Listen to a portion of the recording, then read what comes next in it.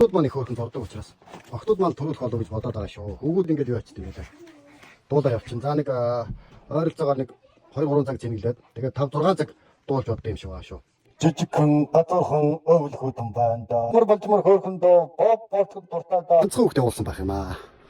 Ямар сони манайхан хүүхдүүдтэйгээ нэг 5 минут сууж агаад хүүхдээ нэг 5 минут зарцуулаад өвгөн аав нь хүүхдийн баяраар бэлэг өгөө юм сонирхоод идэв юм уу?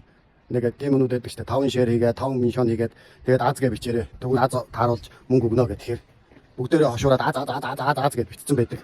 Тийм хоосон юм сонир биш дээ манайхаа. Гой бодит юм гой харалтаа манайхаа. Үр хүүхдтэйгээ нэг 5-10 минут сууж байгаа хөөрхөн зураг зуруулаад тэгээд хүүхдийн гой урмыг бодоод сэтгэлийн баясгаад бас нэг зураг хоббиг нь хөдөлгөөд тэгээд гой бэлэг авнаа гэд ингээд гой ярилцаад ингээд суулдаа. Бодит юм гэдэг чинь гой идэв шүү дээ манайхаа. Хоосон хамаараа ярих биш. Хоёр гараараа бүтээх хэрэгтэй шүү дээ. Ангын дөрөв дотор гинтийн бэлэг байсан. Тэрийг задлахаас тэхгүй болохоор та нар чи бас яахгүй.